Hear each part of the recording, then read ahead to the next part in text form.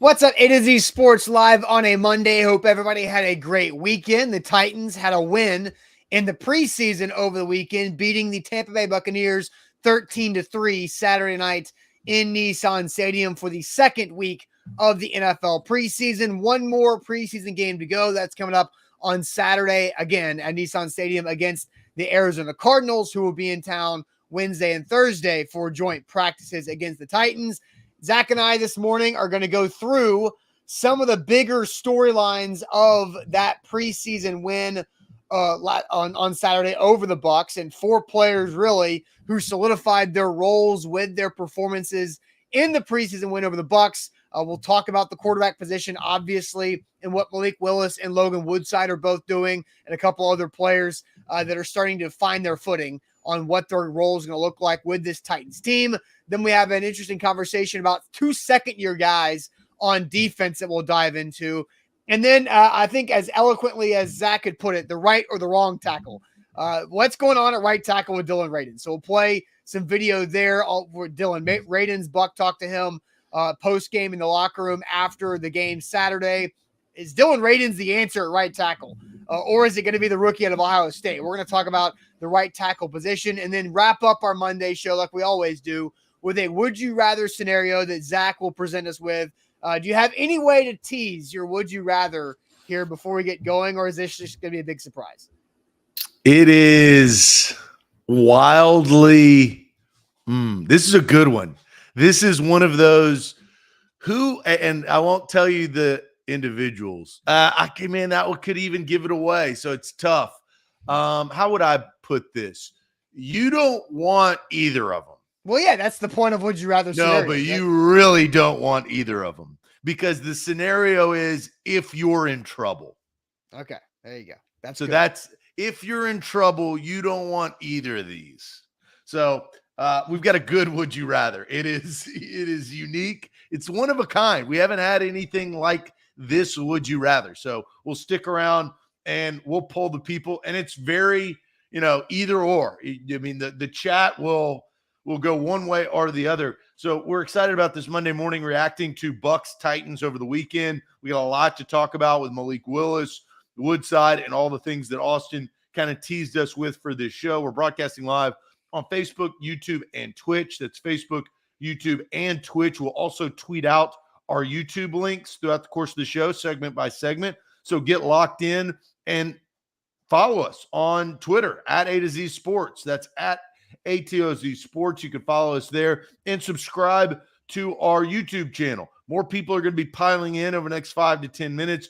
Please subscribe to our YouTube channel, not only A to Z Sports YouTube channel, but also A to Z Sports Film Room YouTube channel. We are going to release, James Foster, our film specialist, will release a Malik Willis film breakdown based on what was seen on Saturday night. This is the second of installment, as we did the same thing with Malik Willis the first time. So just YouTube, search A to Z Sports Film Room, subscribe there, and you'll get locked in to that community, which is a great community to be a part of.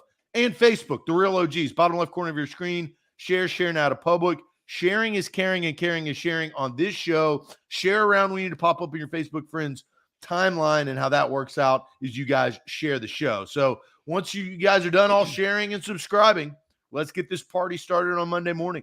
Yep, let's do it officially on a Monday. Welcome into A to Z Sports, powered as always by the BetMGM app. I'm Austin Stanley. He is Zach Bingham. Make sure you follow us all over social media because we are Nashville's on-demand sports.network, going live every weekday morning at 8 Central Time on Facebook, YouTube, and Twitch. Find links to the show on our Twitter and our Instagram, and hit us up on TikTok as well. We got to thank our sponsors because they make it happen for our show, and they help out all of you.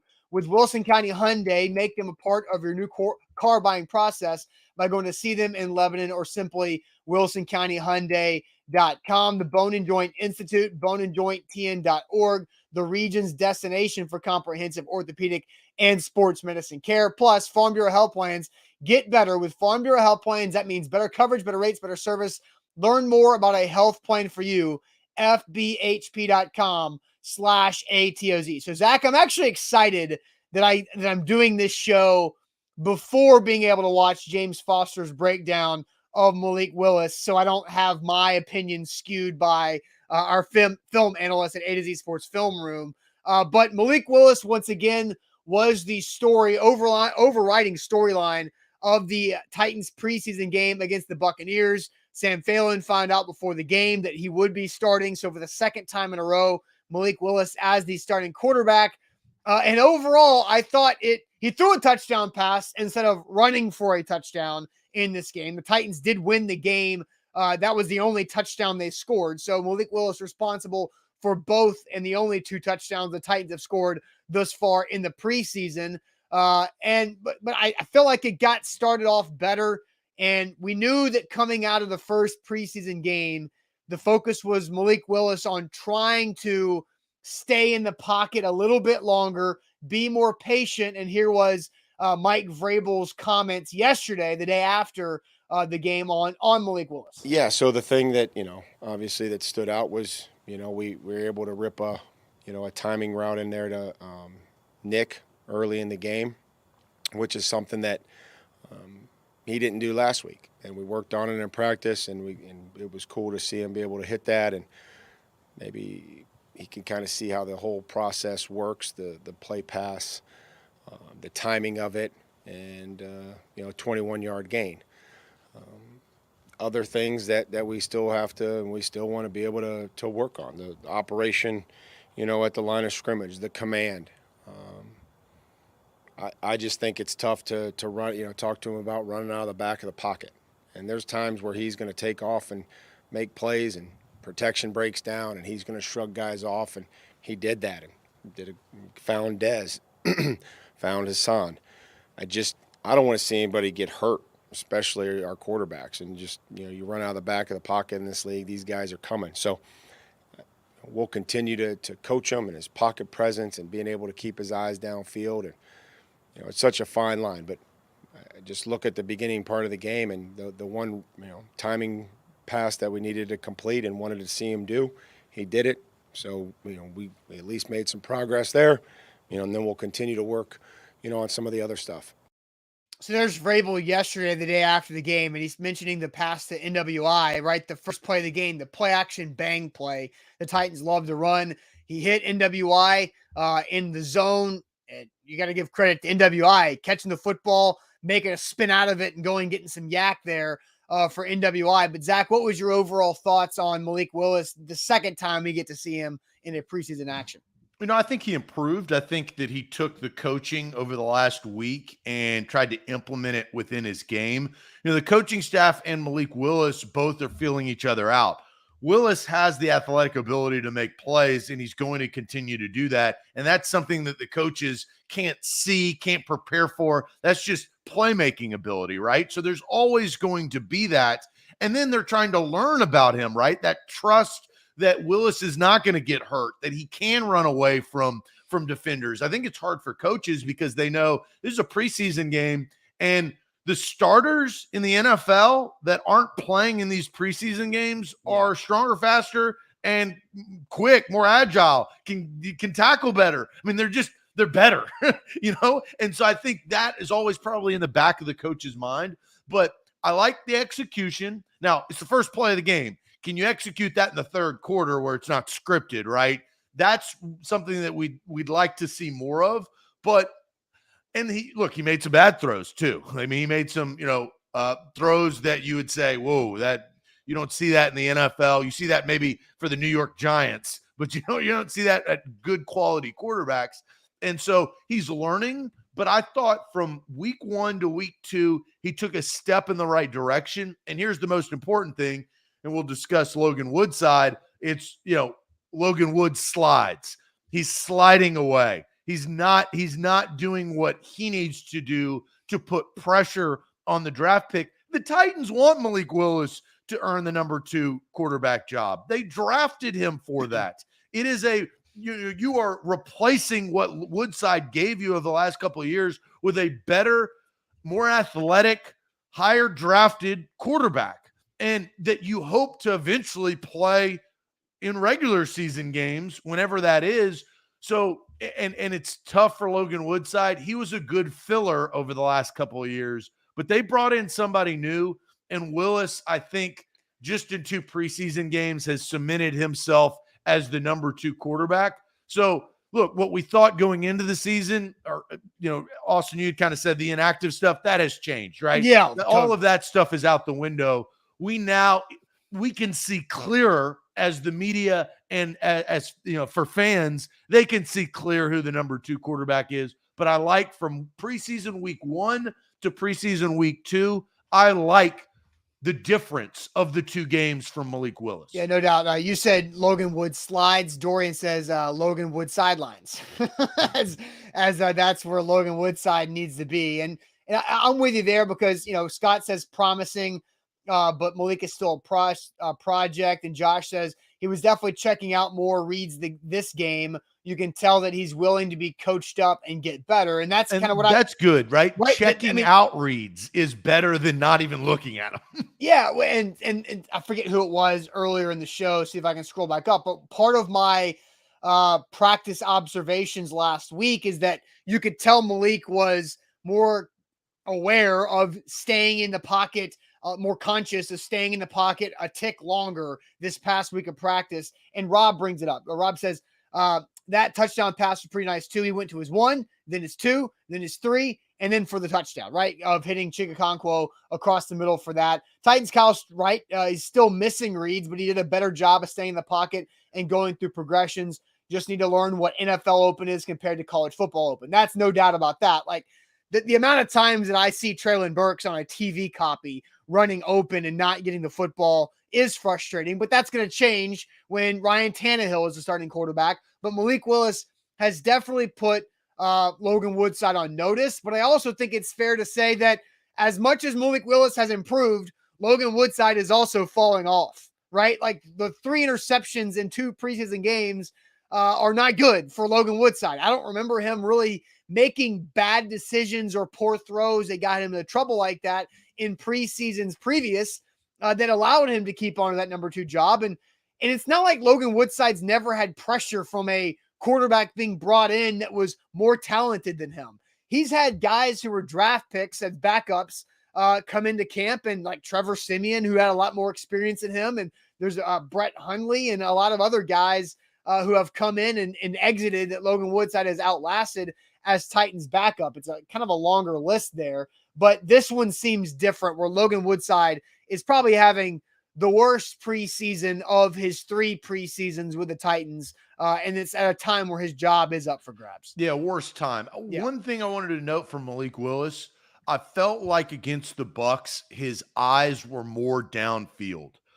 Where in week 1, his eyes were on a swivel, right? Yes, he was feeling the pressure. He was running away because he's as talented to do so, but eyes downfield. And I think that was going back and, over the week, and we saw some of it. We put screenshots up last week, the missed opportunities for Malik Willis. And you're not going to come back and realize those missed opportunities unless your eyes are downfield and you're looking for them. And so I felt like, he didn't have an outstanding game. He wasn't throwing touchdown pass. They started slow. They started real slow. Both teams did. And so you're sitting there and you're like, wow, this is bad football for a little while. And then they started to kind of get settled in, and Malik started to get, make plays. But also, Austin, and I have to say this because we cannot ignore this. Malik Willis also had the benefit of it being a preseason game and them going for it on 4th down early on in the game. Mm-hmm. Quarterbacks don't get 4 downs. Okay, guys? They don't get them. They get 3. And once you get 3, you punt the football away in real meaningful games. Well, time and time again, because it was preseason and Mike Vrabel likes to play aggressive and likes to give more opportunity, and he doesn't care if, he doesn't, because the outcome does not matter. Yeah.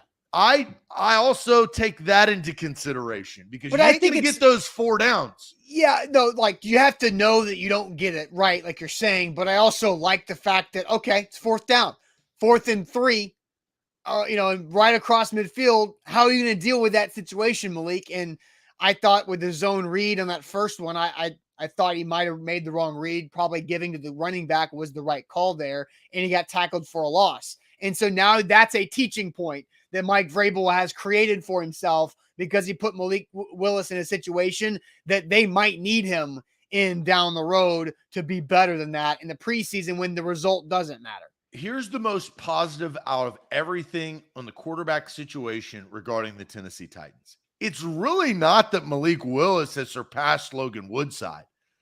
The fact is, Ryan Tannehill not playing like Logan Woodside this training camp is huge. He's playing like the opposite. He has solidified him as the starter. He's had one of the best camps that we've seen, I think, at Titans quarterback in recent years, right? I mean, wouldn't you say that, Austin? You've seen him hand in hand. I mean, over the last 5-6 years of all the quarterbacks, including Marcus Mariota, Ryan Tannehill this year is having one of the best camps. He doesn't need to start in these preseason games. He doesn't need to play because it is that clear cut. Imagine if Tannehill was struggling and throwing picks and not having this type of training camp. The camp he had last year, right? Right? Then I think we'd think completely different. So that should kind of give some relief to a lot of Titans fans that that's the state of the franchise heading into the season and not all of the other circumstances. Right. So the title of the show, 4 Titans players solidifying their roles with their performance against the Bucs. I think Malik Willis, in my opinion, again, this is all our opinions, right? In my opinion, I think Malik Willis has started to solidify his role as the backup quarterback. Cloudhouse says on YouTube, I'll take the physical skills for Malik over anything that Logan can do. And, just to wrap up this conversation before we move on to the other 3 guys we're going to talk about today is, like Logan Woodside has physical limitations. And a lot of that has to do with his arm, right? Like the inability to push the ball. Like the reason why he's thrown 2 interceptions on deep balls is because they're significantly underthrown. The reason why Traylon Burks didn't score a touchdown on the deep ball against the Ravens is because it was underthrown. And it was to a the bad inside. football. Yeah, and Logan Woodside, like Mike Vrabel talked yesterday that he likes the decision-making of Logan Woodside. It's not that he's making the wrong decisions. He's making the right decisions, but doesn't exactly have the arm strength to get it there. And so he has to play with so much, anticipation that he can't miss, right? You can't be a half a tick late with a weaker arm like Malik Willis and others can get away with. No, you can't. And all right, so Austin, I'll ask you this before we move on to another player, and I'm going to just do this every week leading to the season. Have you changed your mind on Malik Willis packages during the regular season? I mean, not yet. I still think anything Malik Willis can do right now, Ryan Tannehill can also execute and better. Like I still think Ryan Tannehill gives you. You still don't think that they will have a Malik Willis package? Again, I said, as of right now, I don't think it's necessary. Now, again, he can continue to get better, but as of right now, Tannehill can do everything Malik Willis can do, but better. Well, you only have one more week. That's what I'm saying is you're not going to see Malik Willis until the regular season after next week, right? If you do. I mean, again, as of right now, I don't think there's a point to it. I think keeping Ryan Tannehill on the field is the smartest thing to do with any of their quarterbacks. I think there's a guarantee that there will be a Malik Willis package. 100%. I would bet $150 on that right now. Yeah, I guarantee it. Jake says Austin just stroked out on anticipation because I was confused. I was almost like between anticipation and anticipatory, which is a different type of thing, right? So anyway, A to Z Sports here live on this Monday. 3 other Titans who we think are solidifying their roles with their performance. We'll get to those guys, including a rookie that we're liking a lot. But first, let me get to one of our great sponsors. That is the Bone and Joint Institute, boneandjointtn.org, the region's destination for comprehensive orthopedic and sports medicine care. Whenever you get hurt in life, you got to know who to go to and who to trust. And they have experts across any type of injury you could possibly think of, head, your neck, your spine, all the way down to your feet. They have specialists there in Franklin that can help you out and get back to health. boneandjointtn.org. A to Z Sports, we are powered by BetMGM. Download the app today. You'll see that right there on your screen. Use the promo code ATOZ Sports. Get a risk-free bet up to $1,000 for new users. That's brand new users. You get that risk-free $1,000. So, and it doesn't have to be $1,000. It could be $500. It could be $488. Up to $1,000. So you pick a bet, risk-free. If you win, you win. If you lose, you win because you get your money back. Risk-free right there. Use the promo code ATOZSPORTS. No spaces, all one word. That's your promo code. And hit up BetMGM. All right, so we're going through the 4 players that we think have solidified their roles with the Titans, and we went with Malik Willis. I think he's solidified himself as the backup quarterback for this team, and Logan Woodside is no longer necessary in the development of the backup quarterback job. Again, my opinion. I also think Kyle Phillips has really solidified his role, Zach, as the punt returner. I heard Vrabel with Mike Keith after the game on Titans radio, basically saying that, that Kyle Phillips is going to continue to return punts until somebody else does the job better. And so I don't think anybody's going to do the job better. Now, Vrabel did say yesterday that it was a bright spot, but you also can't return the punt out of the end zone. So, but he got to the 26-yard line. So, I mean, if you're going to do that, won't always happen. No, especially when guys who are actually on rosters are covering punts, not guys who will not be on rosters covering punts right now in the preseason. But I think Kyle Phillips, the whole story for Kyle Phillips this training camp is he started by looking fantastic in ladder drills, right? Then he looked really, really good doing one-on-one versus the DBs. Then it took him some time. Then all of a sudden he was playing more 7-on-7 and 11-on-11 with Tannehill.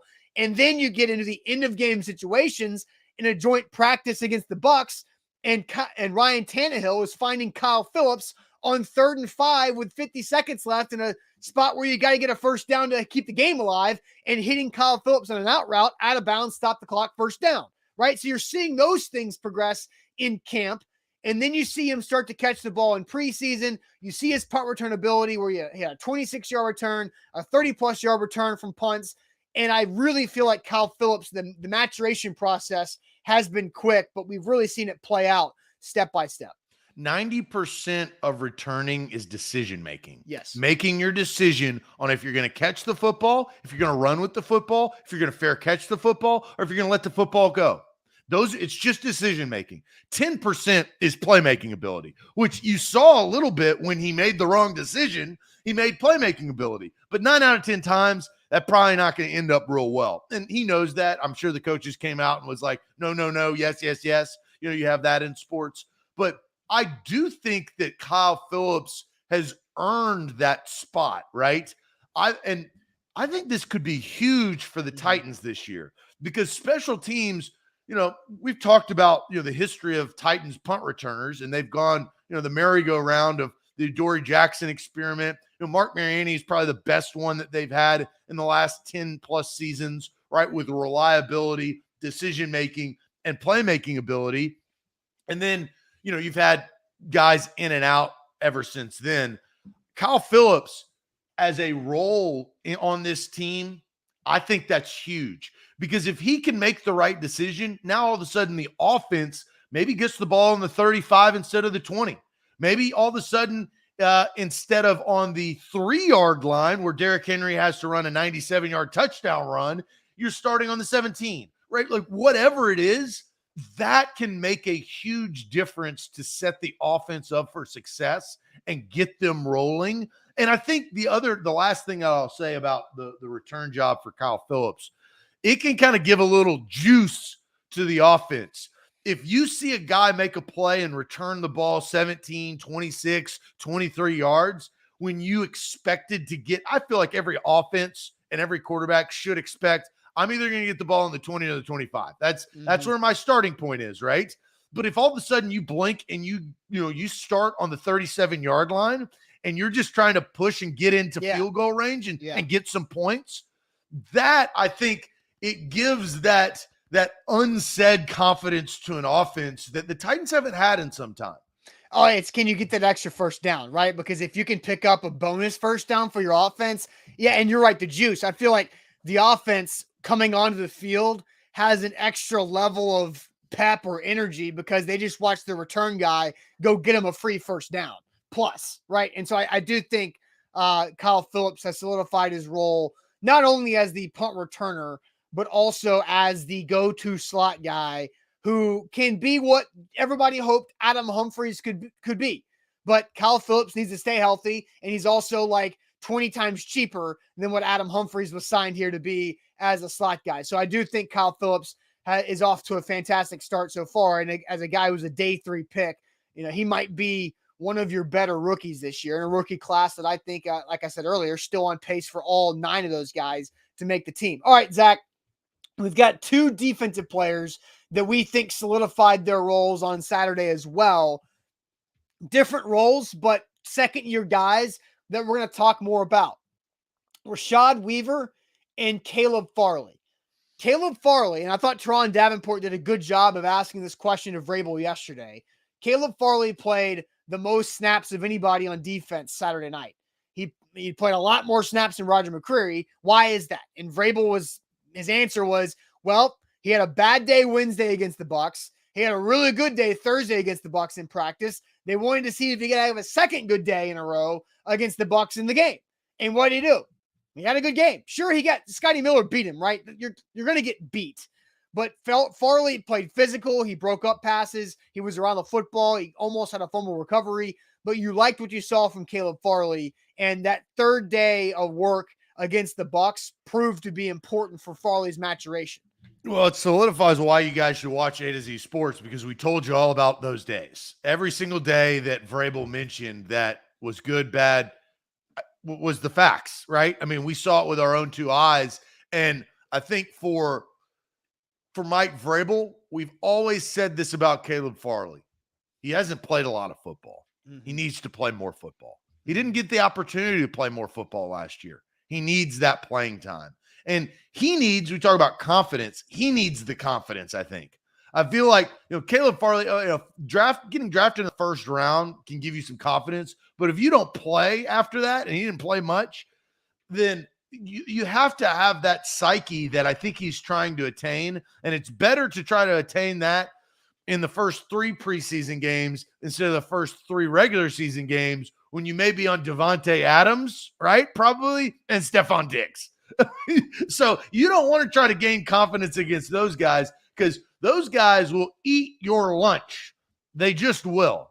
And look, Galladay for the Giants, you can throw him in there, but you got some big time wide receivers in the first 3 games of the season. Farley's got to get right, because if I'm an offensive coordinator for the Giants, the Bills, and the Raiders, I'm going right at number 3. I'm testing number 3. He's had back issues. He's coming off of an ACL. He hasn't played much football. All of that stuff is public knowledge. It's documented. I'm going at Farley. I think I feel better about Farley today than I have, but I'm still skeptical. I for this, and we did 4 players, Farley, I think, has the role. I don't know how he's going to play in that role. Yeah, for sure. And I think the role is that he's the outside guy. And Xavier's right. I feel like it was common sense to give Farley more reps. McCreary has been playing football nonstop. Like McCreary's been playing. He played 2 years at Auburn. Games for the last 5 years, 4 days a week. Right. And, McCreary's been out there balling. And I loved the fact that the opening kickoff, I don't know if you picked on this, opening kickoff, I see the Bucs guy returns it out of the end zone. I'm like, all right, here we go. And then boom, great special teams tackle. And who pops up? 21, Roger McCreary. Like, of course, Roger McCreary makes a really good tackle that was his first snap in the NFL, because he did not play last week against the Ravens. So I think you can feel really good about your top 3 corners as of right now. Now, Rashad Weaver is also a big deal, because I think you can feel pretty good about your top 3 edge rushers, right? Because you know what you got in Harold Landry and Bud Dupree, who are making $170 million over the next 4+ years combined. And then you've got Rashad Weaver to be your third guy. I mean, that guy he's made plays last preseason, and he hasn't stopped making plays this preseason. Just unfortunately, he broke his leg in week 1 last year, so you didn't see what it translated into. But Rashad Weaver's off to another great start this year. Well, he's gotten bigger. You go from rookie body to second and third year body, and it changes in the NFL. It always does. And so, I think I look at that. It's like Giannis Antetokounmpo. When he's a rookie, he doesn't look the same play as he becomes and he's a man. Rashad Weaver is starting to grow into his body. I feel like he looks a lot bigger this year than maybe he did last year. And He's rehabbed, and he played very well. And I think he's going to get reps. Landry, what they want to do, and they haven't done this. Haven't we heard, Austin, over the last, since Harold Landry was drafted? Man, we need to play Landry less snaps. He doesn't need to play as many reps. He won't play as many reps next year. Oh, we're going to cut down on his reps here in the future. And every single year is more reps. It's not less reps. He's out there. So what I think they need, and they haven't really had, is they needed a guy to spell either of those players. Yep. And Weaver is nicely stepping into that role. Yeah, no doubt. So let's ask this question real quick, Zach. Who do you feel better? Who do you feel more confident in through 2 preseason games? Is it Caleb Farley or is it Rashad Weaver? So we have to understand that these are not exactly even roles in what they're playing. Caleb Farley will be counted on to play more snaps than Rashad Weaver. The nature of the cornerback position is you're going to get beat. Every corner gets beat in every game. It's just, can you also win a lot more there too? Who are you more confident in right now through 2 preseason games, Caleb Farley or Rashad Weaver? But first, Zach, tell everybody about Wilson County Hyundai. Yeah, Wilson County Hyundai is where you need to go to get your next ride. That's WilsonCountyHyundai.com. Quick trip down I-40 exit 236. Wilson County Hyundai has got you covered. Your perfect make and model just right around the corner. It's the Palisade. Maybe if you need a full-size SUV, maybe a 4-door sedan like the Sonata, the Elantra, the Tucson, the Ioniq, which is battery-powered. Their fleet of vehicles can get you from point A to point B with less money because they're either fuel efficient, which all of their cars are, or they're battery powered like the Ioniq. You can order it directly off of the website or go there and test drive one today. Painbone and his team will make sure that you are in the perfect ride for you and your family. That's WilsonCountyHyundai.com.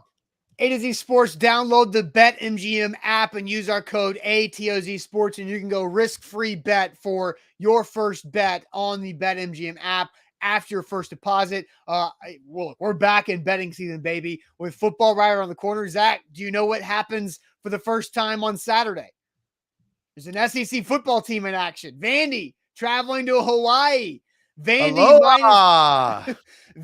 minus 6.5 in Hawaii. I'll already tell you something. I placed a bet last week on the Rainbow Warriors plus 6.5 for that trip. Vandy just got into Hawaii last night. So you can go risk-free bet up to $1,000 with the BetMGM app with your first bet. That's code ATOZ Sports. Wow. So this, not many times do I get to talk about Hawaii and the University of Hawaii. So my mom actually was a Rainbow Warrior. She went to a semester in college at the University of Hawaii. So look, Vandy, I root for Vandy, but Vandy's trying to be the best team in the country, right? Isn't that what they say? The best program in the country.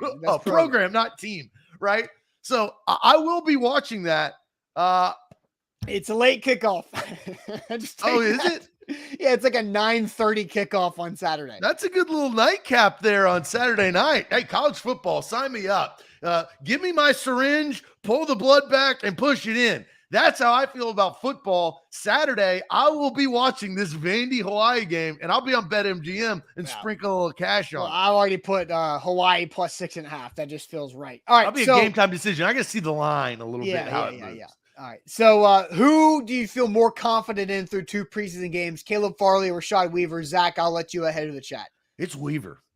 I mean, I had a feeling this was going to be Weaver, but it's just the easier answer, right? That's not good. No, I disagree. I think it's easier for fans to feel more confident about Rashad Weaver because it's that's harder. Not good that they are. It doesn't. That doesn't bother me. I don't think it's good or bad. I just think it's natural. Because guess what? Us watching on TV, we have no idea when Rashad Weaver makes a mistake. No clue. We have no idea what that looks like on TV when an edge rusher makes a mistake. But everybody knows what it looks like when a corner makes a mistake. So when Scotty Miller beats Caleb Farley down the sideline, everybody and their mother sees it.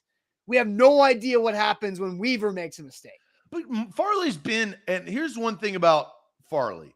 He's been right place, right time the last couple of weeks, right? Like with right there recovering that fumble. It was kind of a both, right? They both had that. But I feel like Farley, and then even the fumble that was called back when they were out of bounds, Farley was in on that, right? So I don't want to give my answer away, but the chat resounding Weaver. Stephen, William, even Mark Zuckerberg, Facebook user that kind of comes in on our show every once in a while. Clout House with Weaver. There's a Caleb Farley from Jake, but Jeff, Deshaun, probably Eric, not a question from Timothy, Sam, Cincinnati Titan. Houston comes in with Farley. The rest have been Weavers. Adam is Weaver. Major is Weaver.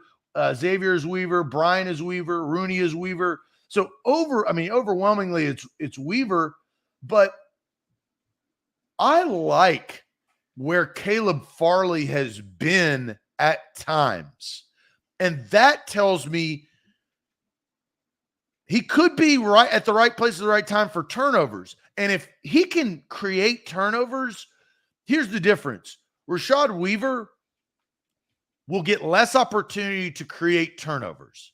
Caleb Farley will get more opportunity to impact and change the game. Farley should be the answer. And you know what? I think I'm going to go Farley. Farley has a harder task.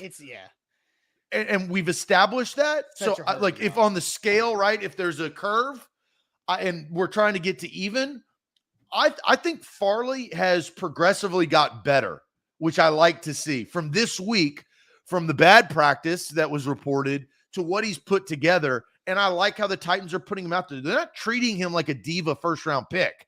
They're treating him honestly, and they're not treating Burks like a first round pick. He's playing deep into these games. They're playing the guys that need to play. Somebody throw Traylon Burks damn ball, please. That's out of his hands, as Vrabel said. As I've said, the most dependent position in all football, the wide receiver. So Cincinnati Titan says, you don't know what it looks like when an edge makes a mistake, Austin. Of course I do. I know what happens when an edge gets reach on a block and can't set the edge, Cincinnati Titan. But the point is that scheme, we don't know the scheme on what the job on a particular play is for an edge defender. But when it's a one-on-one man coverage on the outside with a corner and a wide receiver, everybody can see that. That's the whole point, that Caleb Farley's job is so much harder on a down-to-down basis than Rashad Weaver's. There's so much pressure on that guy on the island, on the corner, to not mess up, because every mess up sometimes ends in 6 points the other way, where mess ups for edge defenders or a D lineman or an inside linebacker might hurt, but you also might get away with it. Well, and Weaver has plays where he just gets blocked, right? Pass rushers get blocked. He becomes non-existent. They run away from him or what? Yeah, right. Right. So, and Billy brings up something. Farley is a good open field tactor. He's aggressive. Now, sometimes that probably can hurt him, but I like the aggressive nature and the size and physique. Farley looks like a damn safety. Right? He has the tools. He is obviously a corner, but that's the reason why he's drafted in the first round, is because of his attributes and what he brings as far as size and speed and playmaking ability, but he also tackles. And he's going to get an opportunity to tackle throughout the course of the season. I maybe kind of surprised myself by going Farley, but I'm going to go Farley. So part of Farley's just still too inconsistent. Like, his highs are great, but he does have lows. I am more confident in Rashad Weaver because I've got the banked reps that Rashad Weaver had last training camp when he looked really good before he broke his leg, and now he's doing it again. I'm more confident in Weaver. Just because I've seen Farley get picked on at times in practice, whether it's Ryan Tannehill or the joint practices from Wednesday. Just Farley still, I've seen where he'll have a bad day, but he needs to get rid of bad days and just have a bad period. Like, don't let one bad period turn into a bad practice. And so that's what I've seen him do. It's have a bad period, all right, or whatever, and then come back the next period of practice and play better. That's what his next step is too, because he might have a bad drive in a game, but you still need him to come back out there on the next snap and play better. And so that's what I've yet to really see him be able to do. I do like his highs though. He's really impressive when he looks right. He looks really good. And the difficult part about this is we're backup versus starter, right? Yeah, I mean that at the end of the day. And Heath asks, do you think the Titans would have never signed Harold Landry if Weaver would have never gotten hurt and had a decent season? I mean, that's a huge if and buts, beer and nuts question. Yeah, but again, we talked about that last summer. Remember, we talked about the draft replace repeat. Like you try to draft ahead of times. Like Rashad Weaver was drafted for Harold Landry insurance because you also didn't know exactly what Harold Landry was going to do last season. So you had to draft the edge rusher last draft to then make sure you had something for 2022. And now he ended up having a career year. Landry did. And then and Weaver got hurt, and you got Landry back, which is good. And now you have Weaver, which is also good. Well, even, the legal troubles that Weaver had last year after drafted, right? That was a thing. Still has. That actually, there was a hearing last week, and I believe they kicked it down the road another 4 months. They're kicking this can all the way down the road. Well, that's just, they're just No, I mean, it's the legal system. I understand that. But so, Landry, and I said this all offseason, I believe that the Titans should have signed Harold Landry because it's the type of player that they like. And if you get a guy, you draft a guy, whether it's the first or the second round, you got value at him, you keep him.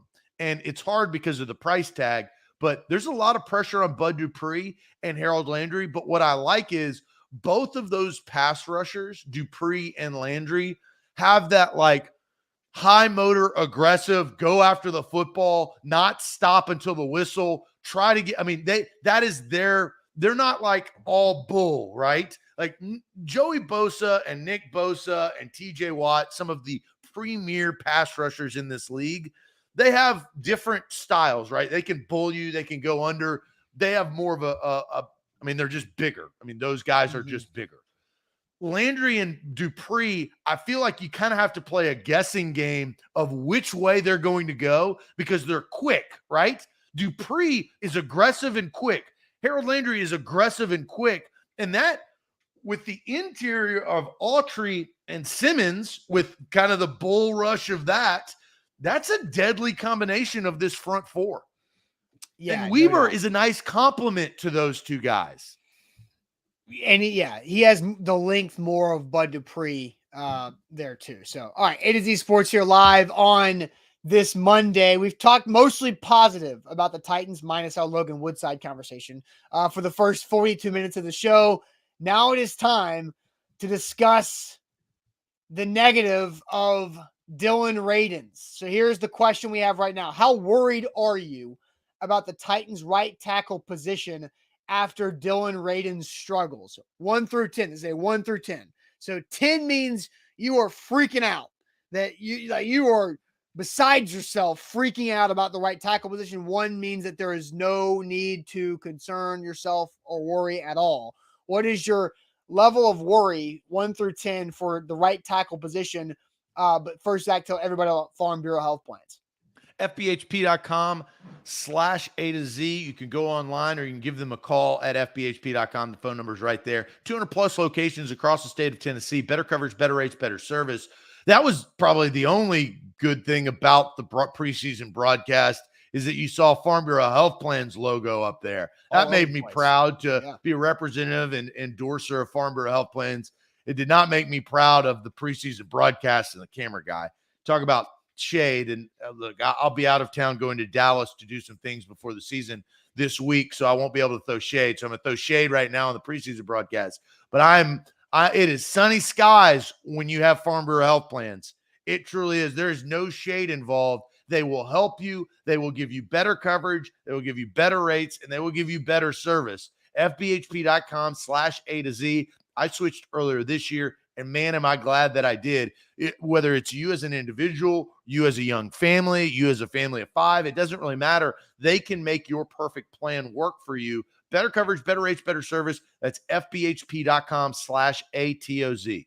Download the BetMGM app today and use our code ATOZ Sports. That will give you a risk-free bet up to $1,000 after your first deposit for your first bet. It's a great way to jump on board with the BetMGM train. Like Zach and I mentioned, I've already got Hawaii plus 6.5 on Saturday as well. So we'll get our bets ramped up for football season as college football gets going, and the NFL, of course, as well. Hey, the Titans also covered the 3-point spread at BetMGM on Saturday against the Bucs. So visit BetMGM.com for terms and conditions. 21 or older, Tennessee only new customer offer. All promotions, set of qualifications, eligibility requirements. Rewards issued with knowledgeable free bets for site credit. Free bets expire in 7 days. For problem game support, call Tennessee Redline 800-889-9789.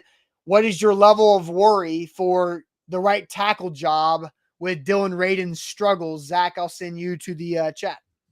So 1 through 10, 10 being very, very, very concerned. 1 saying no big deal. Steven's at a 6. Sin City Titan is off the Richter scale at a 12. 27, he actually upgrades from 12 to 27. So he's doing a little math there. Clayton says 8. Brian says 10. Sam says 8. 100 from Demetrius. Blake says 7. Scott with a 4. Dodson goes 8. Yuri says 7. Karen goes 9. So very concerned there from Karen. Ryan says 8. Titans Kyle also goes 8. Manny says, I'm at a good 7. These are high numbers. Strong 8 from Guy. Tuther Rowe says 7. Jason Martinez with 6. Timothy's 10 plus. Stephen King, he is 10.10, 10, 10, 10, 10. Chris says 7. Donald says 8. 6.9. Nice there from Rolling Spoon, who's probably feeling pretty good this morning. Nas says 7.8. Jacoby says 7. Nate says 8. Mark says 7. Ethan is off the scale at 15. David says 8. First name, last name. So the generic number there at 8. Nicholas with 6. So out of all of these, and we got more comments coming in, and we appreciate all of them. Mean Dean comes in with a 7. I think the average is probably 7.8. Out of the chat, there was a lot of 8s there and a lot of 10s, but they are high. So, Austin, where do you reside on your concern level for right tackle? And then, we'll talk about Dylan Radins.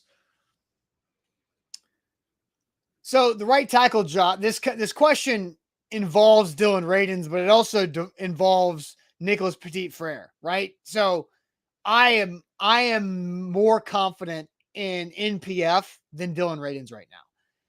I think NPF is the right tackle for the majority of this season. I don't know if he'll get to start week 1 against the Giants or not. I think they might give Radins an opportunity, but I think he'll end up losing it.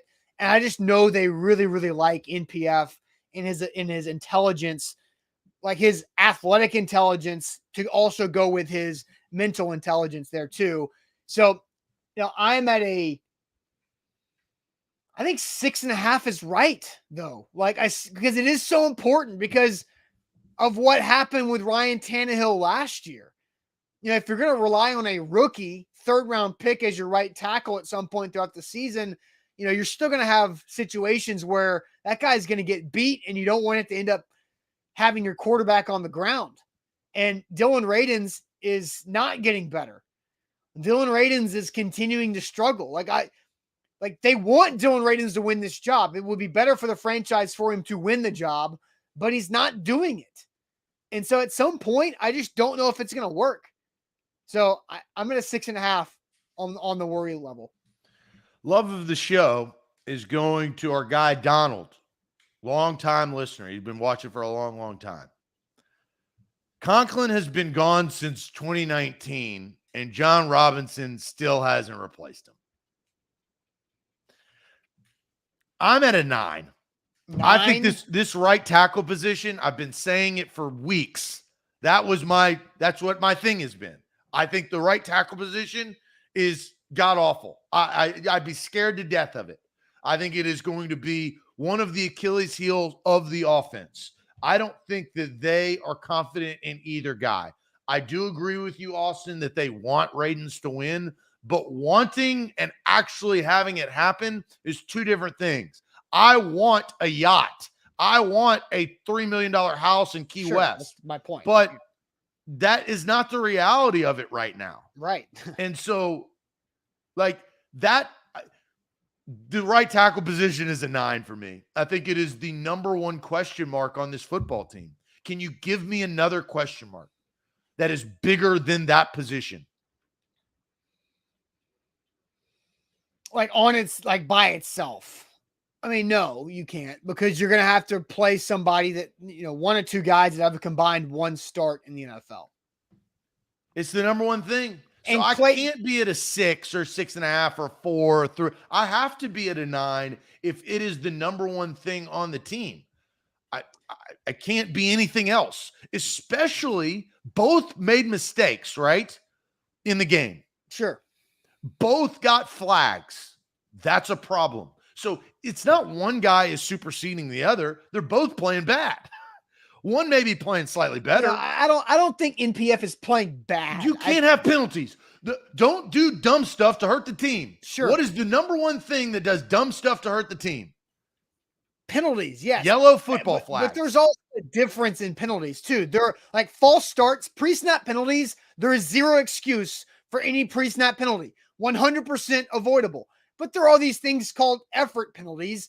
And a lot of times coaches can live with some level of effort penalties. Now, a hold can be either. A hold can be a dumb penalty or it's the right play. Like, would you rather have a hold on the defensive lineman or have that D lineman run free and knock your quarterback upside the face? I'd rather have the hold. So again, like, I get what you're saying, but not all penalties are created equal. Just like not all interceptions are created equal too. So there's going to be penalties. False starts are unacceptable, and both of them had a false start. So that will be fixed. And the whole mantra of practice for the Titans offseason has been make new mistakes. I haven't seen a lot of false starts from NPF this training camp. But, he had one on Saturday. So we'll see if he has another one. Don't make them when the lights are shining the brightest, right? Yeah. I stick with my 9. Here's my other question, and I have my opinion on it. Do you think the Titans need to go, once these cuts are making, go get a veteran? You're not going to be like this unbelievable right tackle, right? So like the expectations are there. But some right tackles are going to get cut that have more experience than Dylan Radins and Nicholas Petit-Frere. Do you go out and do you sign one of those guys and put pressure and rather ride with a guy that has NFL experience than Radins, who, got a little bit last year, and Petit-Frere, who's never played a snap of real NFL football? I will say that the Titans need to be in the right tackle market. Yeah. I don't know you have to. what you the have to go result get is, one. but they need to be in the right tackle market. That's why I'm at a 9. If you're sitting there saying that you've got to be in the right tackle market, Austin, I think you need to be higher than a 6.5, because this question is about the position. If you're saying you're going to go out and get somebody else, you got to be higher than a 6.5. That means that you're probably settling on what you have. No, because here's what I think about this, because I don't believe that much in Dylan Radins. I believe more in NPF. So if NPF eventually takes over as your starter, then you have the guy I don't believe in as your backup. And then how much do you trust in Dylan Radins to be your left or right tackle backup? That's where you need the veteran. And the veteran you're going to get off the waiver wire is not going to be like plug and play right tackle day one starter type of guy. But could he be your swing guy? Could he play the Dennis Kelly role? Could it be Dennis Kelly? But I mean, that's what you're looking for on the open market. So I like NPF because of where he's already at this quickly. Here's the hard part about the market, guys. It's tackle position. That's the worst position to be in the market for. Right. There's plenty of wide receivers at home tweeting, trying to get contracts. You can find guards. Centers are tough because, there's one position and you need a lead. Right. Tackles are not abundant on because this nobody market. just cuts tackle. No. They've already been gotten up. They've been gobbled. They've been either drafted or signed. So it's a bad spot to be in for a team to look at the open market. Now, here's the thing. Guys will get cut, right? And, it's scouting. You got to go scout other people's tape that you have the ability to watch And the hard part is that Radunz, and we've known this, Austin, I think you mentioned this last week, Radunz coming out of college was a good run blocker. They ran the football. They didn't throw the football. Well, in this league, we throw the football.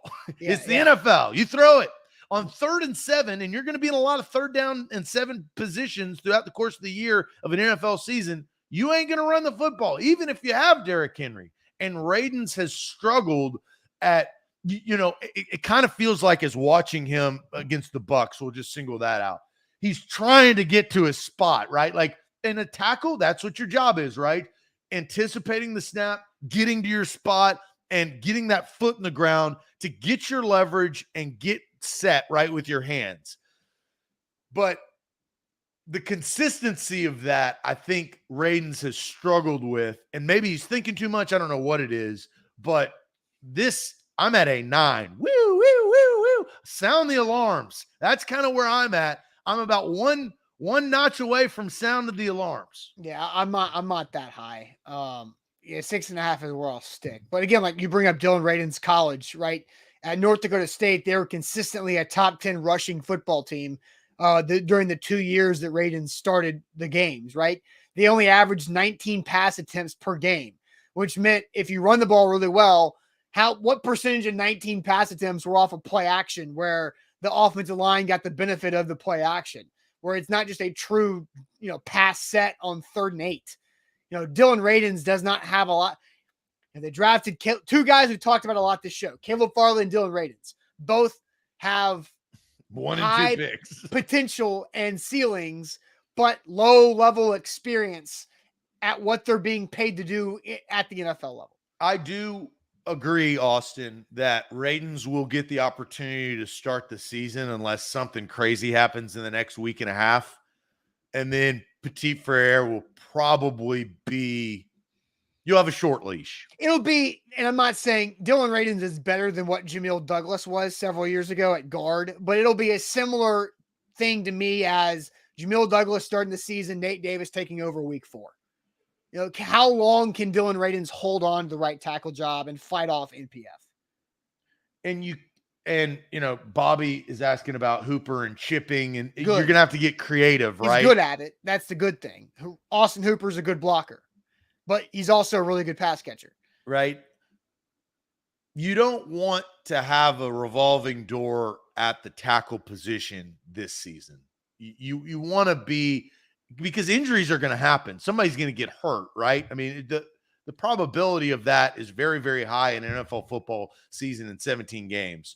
The good thing is, you have confidence in Lawan, Ben Jones, Nate Davis, like those. I feel like the line has come together. It's that right tackle position, though, that kind of scares me. I mean, it doesn't kind of scare me. It does. Well, I'm kind of scared about this would you rather, because you've already said that it's like. I would be scared. I would be scared of this. All right, would you rather? We wrap up every Monday show with you rather. So on Monday. So Zach, let's go ahead and dive into it. What is our would you rather scenario that you have presented us with today? So I had to kind of think long and hard about this because I tried to find 2 individuals that were similar, in whatever reason. But the would you rather is, would you rather have O.J. Simpson or Dennis Rodman represent you if you were in trouble? And this is on the heels of Rodman going over to Russia and trying to save Brittany Griner.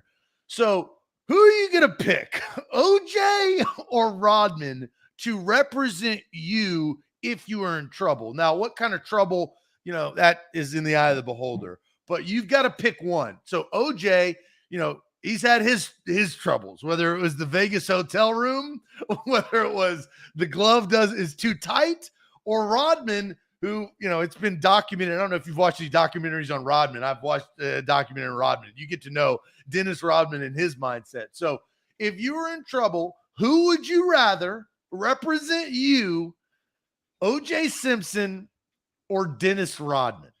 So who's gotten away with more? OJ. Right? OJ has gotten away with more. But he also got caught. He spent time in jail. Sure. And Dion says OJ because OJ's been there. He knows the ins and outs. And then Omar says OJ because he can get away with everything. And then I did see somebody say Rodman. Where did it go? It was a really good comment. Rodman's got the good connections.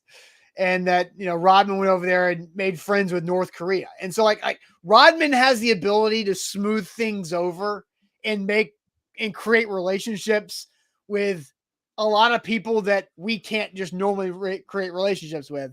So I think I would have to turn to Dennis Rodman on this one. Now, Steven says that he's taking the plea deal before he goes to either one. See, you can't do that, right? That's the would you rather. I feel like these are two really close guys. I was pretty proud of myself on the Rodman Simpson thing. I go with the worm. So I don't know if you've seen on the internet, when OJ got out, he went, he got his phone and he started recording, right? And he'd be playing golf and he'd say, hey, OJ here. And so we got to know, a little bit more about OJ. And look, I'm 35. For the majority of my years, OJ was in jail, right? So like, I didn't know the juice as the 2,000-yard rusher for the Buffalo Bills. I didn't know the juice as, the popularity at USC that he represented. I don't like Dennis Rodman. I think there's just something about him, and this is hard to say this when we're talking about O.J. Simpson. There's something about Rodman I don't trust. And I don't know what it is because I don't really trust Simpson, but I'm going to go O.J. I think OJ is willing to do whatever it takes, and Alex literally wrote a book about it, right? Like he's going to do whatever it takes to represent me, the person being in trouble in this hypothetical. I go OJ. And you know what? Because he's going to have some really good, clips that can help us. Yeah, but OJ is just worried about his fantasy football team. And you know what? I don't give a damn about OJ's fantasy football team. And I don't want him focused on that. It did wear off pretty quick, those videos, right? Like they were funny for the first couple of months. He started every video with, hey. Yeah, what was there was something like, hey, peeps and something, OJ here. Like it was some type of like intro. I can't think of it, of what he started with, but it cracked me up. But yeah, it got old real quick. And I feel like Rodman would get distracted, right? Rodman, if something, he gets distracted very easily, whether it's, women or drugs or whatever. He may be sober now, so I don't know, or dressing up, in wedding gowns, who knows? But I feel like OJ would be more focused. So I'm going to go with the juice. Dean Ward says, hey, all you cool cats and kittens. I think, wasn't that? It was something like that. There was something. Yeah. Hey, OJ here. It's like, yeah, we know it's you, OJ, because your Twitter handle is right above it. Like, you don't have to introduce yourself every time. He became popular real quick on Twitter, like big time following right out of the gate. You get out of jail and you get a Twitter account. Oh, man. All right. I'm going with Dennis. But all right, guys, great Monday show off of the Titans win over the Bucs in the preseason. So we'll see you guys tomorrow morning. Zach, you are heading out to Dallas, so Sam Phelan will get a bunch of reps this week, just like Malik Willis on the morning show. So Sam will be with us. He's going to practice this afternoon. Titans do practice today, starting at 1:30. So an afternoon practice for the Titans today. And then we'll be back at it. I guess the Cardinals are in town with no J.J. Watt, sad face. J.J. Watt tested positive for COVID. So the two biggest people for both teams with joint practices will miss the joint practices. Tom Brady. But DeAndre Hopkins will be practicing. Yeah. But J.J. Watt was going to be a spectacle because of how cheesy was J.J. Watt going to be. And we'll never know because he got – and the Texans-Titans thing, right? Yeah, for sure. All right, guys. We'll talk to you guys tomorrow. Don't forget, subscribe to our YouTube channel with practice going out starting this afternoon. There'll be tons of Titans practice highlights and videos and interviews on the YouTube channel this afternoon. So check that out. Subscribe, A to Z Sports Nashville on YouTube, and Buck Rising live tonight for A to Z Sports Primetime. We'll talk to you guys tomorrow. Have a good Monday. Thanks. Adios.